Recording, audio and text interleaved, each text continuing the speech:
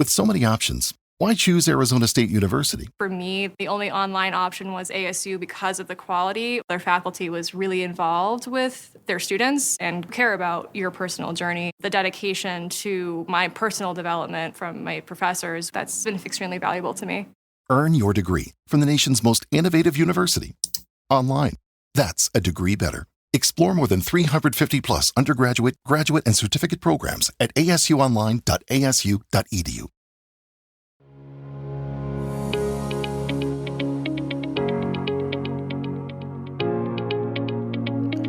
Welcome to the Delighted Customers Podcast. I am so glad you're here. We challenge conventional thinking about customer experience because I believe that improving experiences isn't just good for business, it's a powerful way to make a meaningful difference in people's lives. Each week, we feature thought-provoking conversations with industry thought leaders from a variety of backgrounds, offering unique perspectives and actionable insights. Get ready to sharpen your leadership and transform your approach to customer experience. Let's dive in.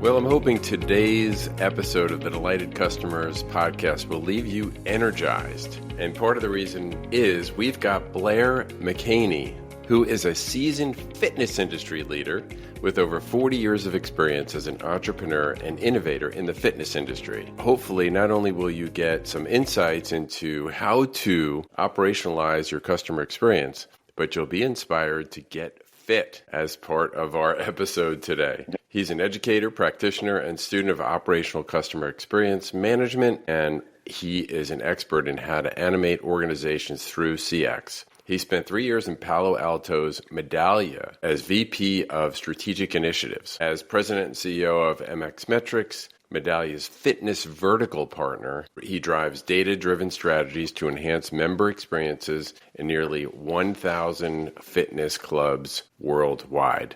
Blair, welcome to the show. Thanks, Mark. Glad to be on here. Excellent. So anything you want to update or add to your background in terms of what's going on today? Yeah, well, it was an education to be at Medallia for 3 years. And I'm not a technologist. I guess, sort of an accidental technologist at this point, I guess.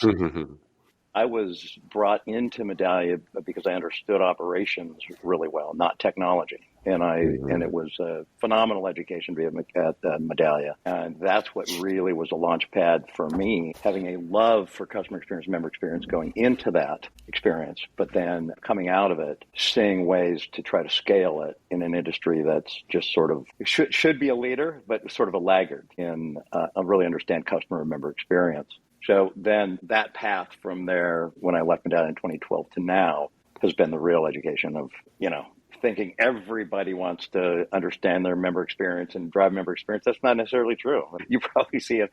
That's probably true in other verticals as well, but it's been a phenomenal education. Yeah. So I'd love to learn, so many of us, and I can speak for myself, learn so much after we leave corporate life and we get involved with, multiple different people, organizations, perspectives. We hear things a different way now that we've had some more context and learn so much. You mentioned the industry, and I want to talk a little bit about that and start off by my own experience in two things. And one thing, you and I talked in the past, and one of the things I shared was you think about restaurants. Restaurants, we use currently restaurants as a model or prototype to discuss customer experience because restaurants involve really all five senses that we have, and everybody can relate to it. But I can think of no other experience than the fitness industry where you could argue it's even more personal,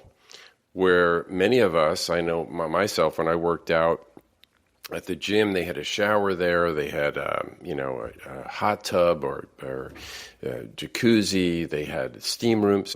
It's very intimate. Yep. In many ways, it's part of my life routine. And I certainly, all the things that go for a restaurant where everybody wants to know your name and all those other things apply. But one of the things in terms of part of what I talk about in my class is the customer lifecycle and customer lifecycle management. And so when I think about that, it's like almost a joke about the New Year's resolution And, what's it, the 15th of January? So 80% of the people have fallen off the resolution to get fit. And so from my consumer perspective, I'm thinking, well, gyms just want to sell memberships. They really don't care about retention. All the stars are aligned and the incentives are aligned to get more members. And actually, we're kind of counting on a certain amount of turnover so that we can just not overfill the gym. So share with first on the idea of this is an intimate industry in terms of the consumer standpoint and lots of experiential opportunities. And two is, I know they're slightly different concepts, but is it a myth that gyms really just want to sell as many memberships and they're really hoping people will turn over? Okay, so this will be fun, right? So, it's extremely intimate. Even if you don't shower there, it's very intimate. Somebody just laid on that piece of equipment and did a set of leg curls or something that you're going to. Right. I mean, you're right next to somebody on a treadmill. You're in other people's space. You're doing physical things and sweating. That in and of itself, that just really increases the endorphins, and it can be a very, And here's the other thing, Mark. You go to a restaurant. How frequently do you go there? We try to get people. We want people in our gyms 3 times a week, at least. Yeah. And that coming back, right? So now think about, and you and I talked a little bit about journey mapping, and you can do very complex or very simple journey maps, but I like to take employees through journey mapping, sort of the mom with a toddler and an infant trying to get to the gym to work out and what that looks like. What are the shoulder times to that? So then how do they get ready and what happens when they walk in the door? And they have all this work to get ready. And if they walk in the door and they're not greeted, and not just greeted, like I don't like welcome in, welcome in, welcome. I want to hear a freaking personal, genuine. I always say, never sound like an airline, sound like a human, right? Mm-hmm. and then they go in and they go through this workout and there's other people around them, and that can greatly affect the member experience. What are the other members like? How full was the class? Am I late for class? Am I going to have a spot in class? There's so many things that go into it. Okay, so yes, it's very intimate, and we want people to keep coming back because that's how we know that they'll stay. And here's the other thing. Every gym, anybody out there who has a fitness center or gym right now, take a snapshot today of the members that you have right now today. What's the balance sheet of members you have? And then I ask, how many are you going to lose? The answer is 100% of them. 100% of them are either going to cancel at some point or they're going to pass away, and somebody's going to cancel it. So the point, our industry looks at attrition and retention wrong. I'm trying to get them to think of it differently. It's not when you lose their pocketbook. It's not when you lose their credit card. It's when you lose their heart and their mind. So when we look at cancellation, we call it, in my own 2 clubs, I have 2 clubs here in Central Washington, we call it the more alumni creation, right? We want, when they have to inactivate their membership, we want them walking out in that parking lot thinking that is absolutely the best business I've ever done business with. And more clubs are starting to look at it this way because for us, over 50% of the memberships we sell in a year are to former members. So when you look at the life cycle, it's not just, did they join our club and then have to, people keep their membership for as long as it's practical for them. Other things happen. They have to take care of a parent. So there's lots of reasons. So, I think I mentioned to you that we were the original subscription business, right? Where everybody wants to have subscription. We were it, right? We were the very first one to the membership model. And we should have been the first ones to have really lean into loyalty strategies. We're like late to that game. We had retention tactics, tough contracts, make it hard to get out.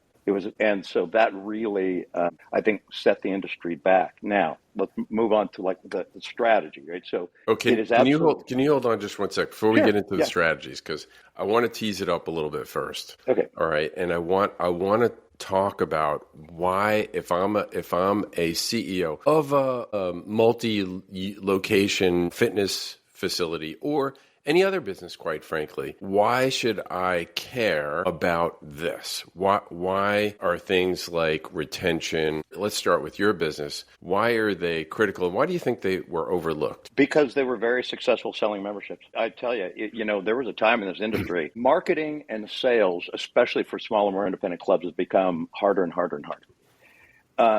It used to be, because people just consume media differently now, right? It used to be you could run newspaper ads, radio ads, TV ads, and you could sell memberships, Right. Not so much anymore. So a lot of people were extremely successful with dirty clubs. A sales, basically they were a a sales organization that decided to sell gym memberships. Really tight sales organizations. No, I mean, sales management isn't extremely different in auto or gym memberships or whatever, right? And there were club companies in the 70s who did expect to oversell and have people not come in. It's like in our state up here in the state of Washington, we had the Washington State Health Club Act years ago, decades ago. And it was because one particular company sold lifetime memberships. And they sold them for cash. And they sold them for like $1,500 and you don't have any dues. What is that? How does that model pan out? And the answer is it pans out with bankruptcy at some point, and they close their doors and people are left without memberships, and they legislate something new. So you're absolutely right. That's the way it was, and then it started to evolve. Then Jim started to say, well, let's try to keep our members. Let's sell, let's rent time on this equipment, but try to get people to come in. I think we are seeing an inflection point in our industry where partly it was coming on before the pandemic, but partly driven by the pandemic, of a much more thoughtful approach. I'm seeing more and more companies saying, how can we help people create exercise habits? And if not explicitly, Mark, certainly in behavior and in the way they talk about things. And I'm hoping that hits an inflection point within the whole industry where the majority of operators are working that way. But one more thing about this, before the pandemic, in polls done both in Europe and the United States, the reason most people go into health clubs and gyms is to lose weight. Today, by far, the majority, it's now they ranked it, I think they said stress reduction, mental health, but those are both the same thing, right? Stress reduction, mental health almost dominates. And it needs a much more thoughtful approach, especially in that intimate environment that we're talking about. Yeah. So we've seen an evolution, as you said, in terms of the thinking more broadly, and still room to grow in that area. Yes. But when you think about loyalty and driving, now let's maybe get a little bit into the strategies here. And I'm hoping as you're listening to Blair, you're thinking about your industry that you're in and how there are parallels. So tell us, what have you learned in terms of what makes customers, gym goers come back and tell their friends about it? So there's some baseline stuff, right? And this is going to sound really boring at first, but you ever work out in a real dirty gym? And there's a lot of them out there. And you know that when you have cleaning as a core competency, when you're like really good at it, and you can actually market that we're the cleanest gyms you'll ever be in, when you get to that point, that people actually, like, it's a little shocking to new members how clean a gym can actually be, because especially, most people that buy memberships have had gym memberships before, most. And so the baseline in their head is they expect to lay down and see fuzzy stuff under frames and when it's spotless, it's extremely noticeable. Where now you're already starting to build on the member experience. Now I'm going to go through some other boring stuff too. Out of order signs. How long are out of order signs sit on stuff? When equipment repair is a core competency. So let's start with the baseline. Housekeeping and equipment repair better damn well be core competencies. Baseline. Start there.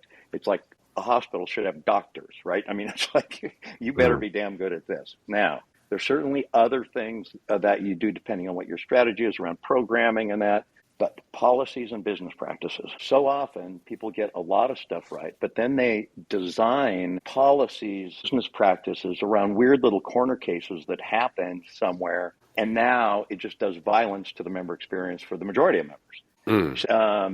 The next thing is just a hospitality attitude. Even if you're extremely high end, never be snooty. I don't care where I don't care if you're what's called high volume, low price, $9.95 a month or whatever. There's a great quote from Pete Rose years ago, and he said, "Hustle never slumps." And that's my call out about friendliness and hospitality. That should never slump in an organization. Now, make it easier for people to be very hospitable and have. Your gym better be clean and the equipment better work, because that makes life much easier for those frontline employees. Makes life just much easier. None of that happens by memo. There has to be, if you have a strategy that says, I'm just going to say we're the cleanest, friendliest, most helpful clubs you'll ever walk into. And when I say that, who shouldn't have that as part of their strategy in this business? Literally every club should have that as part of their strategy. Just as a baseline. When you say that, how do you make that happen at scale? It takes frameworks, it takes training and education. I think of training as, put the fries in at this temperature for this long, take them out, salt them, and, that's SOPs. Mm-hmm. I think of education as truly understanding the vision, mission, values, not just repeat them back, but understand clearly what we mean by it, understand what we call freedoms and obligations, and then learn how to use those in abstract ways. That's the education side of it, where you can speak our language, our plus signs, minus signs, and you can go solve problems with it. And I think that's to me, pulling that through at scale in large organizations, that's the holy grail, because that's hard. It's hard to do. But that's what differentiation is. I mean, differentiation is always hard work. Struggling to connect the dots across your customer journeys? You're not alone. For many CX professionals, journey mapping is still manual and fragmented, especially in large organizations. Journeytrack changes that. Their platform unifies journey mapping, management, and measurement in one place, giving you a real-time view of every touch point. Uncover friction, align teams, and prove the ROI of your CX initiatives so you can make smarter decisions and deliver smoother journeys. Want to see how AI can help you map smarter, not harder? Download our free white paper at journeytrack.io/podcast or click the link at the end of the show notes to get started with AI-powered journey mapping in minutes.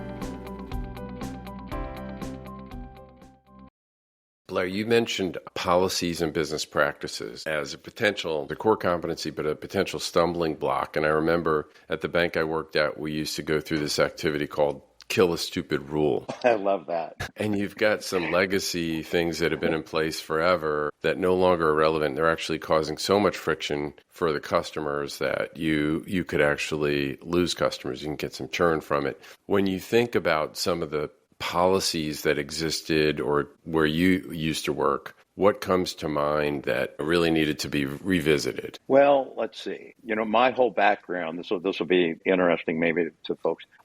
My education is right, just high school. I was a journeyman carpenter. I went apprentice carpenter, journeyman carpenter out of high school. Opened my first gym when I was 23 in Wenatchee, Washington here. I've worked for myself ever since I was 23 years old. It was only through that journey and becoming Gold's Gym and then us using Medallia as the software for member experience management that I was actually tapped on the shoulder by Medallia to come down and consult. That turned into a full-time position for 3 years. And I'll tell you, my time at Medallia, the 3 years I was there with the founders, was maybe like I never worked for anybody else before, except in food service as a kid, right? Stuff like that, Mark. I'd never, and then as a carpenter but up to 23, since 23, I'd never worked for anybody else before. That was one of the greatest cultures and environments that you could imagine. It was actually around canceling memberships, around changing your contract, around charging members extra for frickin' everything, and just making life hard for somebody where we should be making life easy for somebody. Yeah, here's an old school one that I still see clubs do today.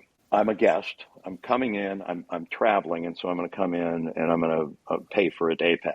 And do you know that a lot of gyms will say, "Okay, but we have to hang on to your driver's license."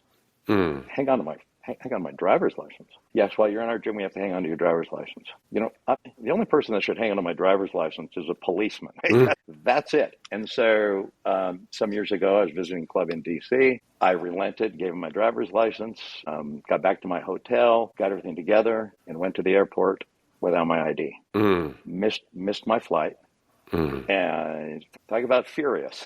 And then I went back, I got my license, and I got the general manager, and I said, I want to know how many driver's licenses you have back there in that drawer.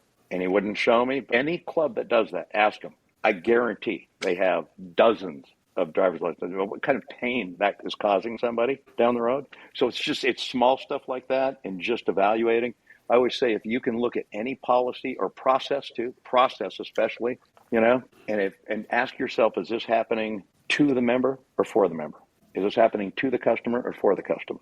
And if you look at that and you can't say it's happening for them, you should change it. Yeah. So you brought up a couple of really interesting things that are not uncommon at all in the business world and get brought up as customer complaints, customer friction. One of those was what Fred Reichheld described as nuisance fees. Yes. The nickel and dime, you've got it, in fitness, in airlines, hotels, tax on the tax, Comcast, your bill gets doubled. In banking, it was, overdraft, before overdraft protection and different kinds of accounts, you would really get slammed, even if you were a great customer for many, many years and something happened and there was this domino effect. It's a whole paradigm shift because, to your point, holding the license is sort of in that same category.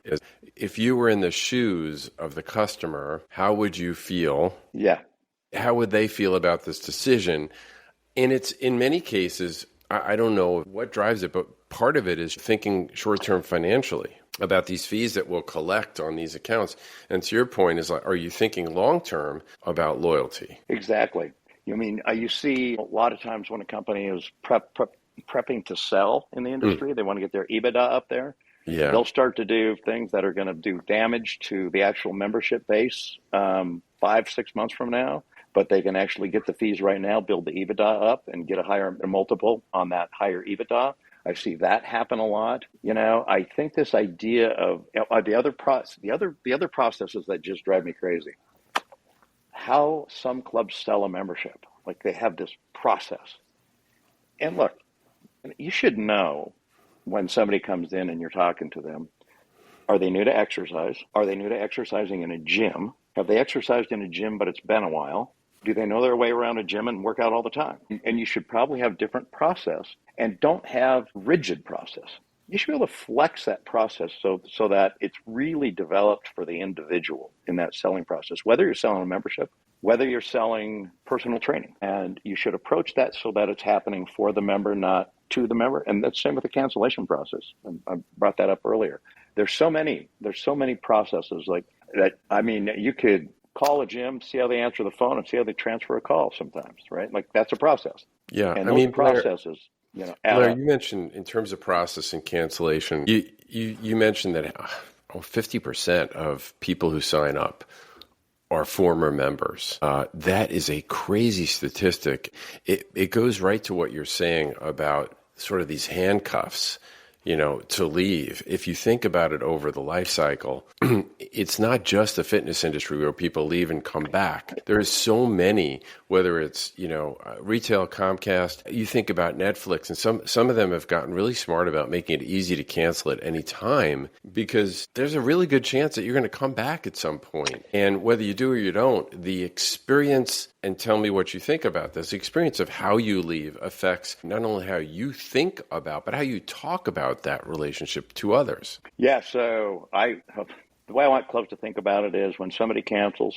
and they're moving to Costa Rica, you still make it so that when they're in Costa Rica, they're on your Facebook page saying, I wish you'd open a gym here. Like so if you don't think you're ever going to get them back, you treat them in a way with such respect and class when they cancel. So I think that is just a massive opportunity for our industry. And 50% of the members that join our gym in a year have been members before. I think of all the members that join gyms, like nationally, see that our members keep coming back to us. I think probably it's more like 75% of people that join gyms have been members of gyms before.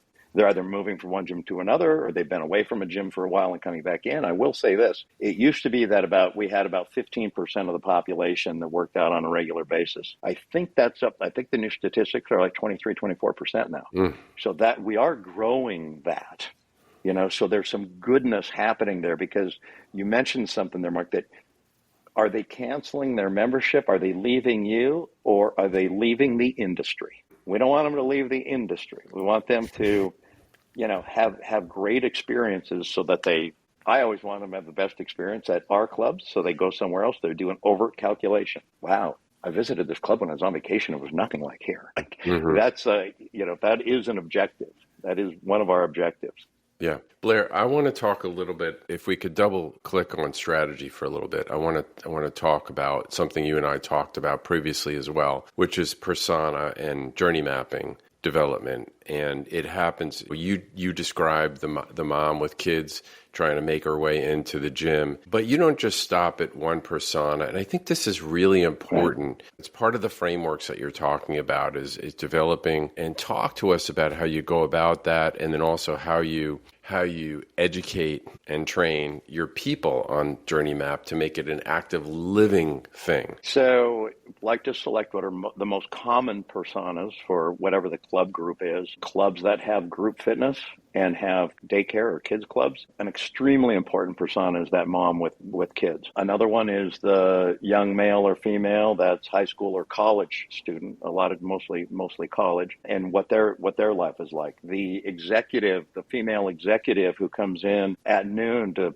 with a personal trainer, and what is her life like. And so we create these different personas, and then I want to see the journey mapping done during onboarding. And I mean, whether you are a front desk person, housekeeping, personal trainer, district manager, regional manager, vice president, I want to see everybody go through the exact same onboarding in a company. And in our company, we call it context training. It's not a 1-hour education, and I want to see it done in person. And it should be probably at least 3 or 4 hours. And that's, I'll tell you, at Medallia, we had 1 week of onboarding. We created a 1 week onboarding, and it was full days for 5 days. And it was all about culture and what do we believe in, giving people like case studies and really saying, well, this is how we made decisions here. Here's a little case study. How would you make a decision? The journey mapping is one of the most fun exercises to do. You've got, I'm going to say, kids from 18 to 25, and they're personal trainers and their front desk and their housekeeping or whatever, and you're mixing them together in a team. You're talking about how to create the journey map, and then they play it back to you. And if you're facilitating that right, you can tease out other things that make them say, oh, wow, I never thought of that. Once you have that experience of journey mapping and you go through that, you don't unlearn it. You can't unlearn it. Right. You see through new eyes when you stand at that front desk, when you're a personal trainer out on the floor, you just see through new eyes. And I think that journey mapping during onboarding is critical. Yeah. And so for those who are not familiar with journey mapping, who may be listening, you may have heard of business process mapping. That is when a business takes a look at the steps it has to serve a customer, typically, and it could drill down into one specific area of that service. For example, the IT piece that is a back-end piece, or some onboarding information. The journey map tends to look at the experience, but it's from the customer's lens, and it takes into account things like what they're thinking, what they're feeling about their experience, and you try to pick the inflection points that are most critical to the customer and do something about them. Have you found that to be similar where you are? Absolutely. Yeah. Absolutely. Like when we're explaining the journey mapping, I'll give an example. And I use a restaurant as an example.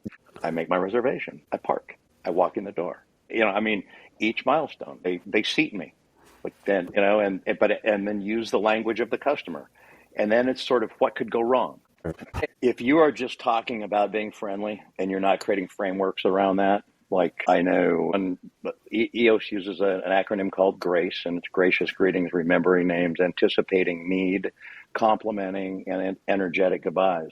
But it's not, then each of those letters, there's education behind it. How do you do a gracious greeting? There's actually teaching and education. Each one of those is a course, each part of that acronym. So it's not just a memo that says, go be friendly. Now, on the company side, we get so hung up on looking for the negative stuff, what went wrong. More companies need to harness the free energy they have with very positive customer and member feedback, and start to use that more and more to support your front lines in the things that you're teaching them, to say you're getting it right? And use that very positive feedback coming back to the employees. There's the onboarding, and then there's operations. Customer experience is always an operations problem. It's not a marketing problem that gets solved with better marketing, and it's an operations problem. Like, it gets solved if you have the right software to understand what members think and feel, and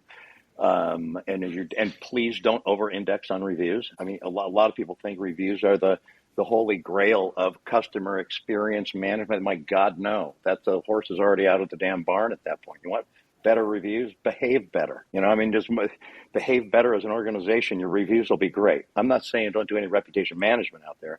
I'm saying don't over-index on focusing there. Focus on the internal feedback to your company, using that with your front line. So once they're onboarded and now they're in place, I'm going to take the most position at a club that is seen the most, and that's the front desk. Coming in and going out, it's the front desk. They set the tone. They are the hosts and hostesses of the party, but it's cleanliness, friendliness, equipment condition, front desk staff friendly. It's those things that you want the front lines need to be involved in this. So you take them from onboarding and then you prove it out in operations. We build it into position descriptions. There's so much to unpack in this conversation, Blair. We talked about the evolution of the fitness industry from early on just being able to sell memberships, and it was all about sales, and to now it's more competitive and it's not as easy to sell memberships, and therefore you got to differentiate on the experience and some of the core competencies, and you need to figure out what those are for your industry, and non-negotiables really are things like cleanliness and uptime for equipment, and you may be able to relate for uptime for your system as far as it relates to the customer. It may be the ability to serve the customer when and where and how they want to be communicated with, right? And so you've got that, and then you've got the idea of understanding that there are different customers that come through,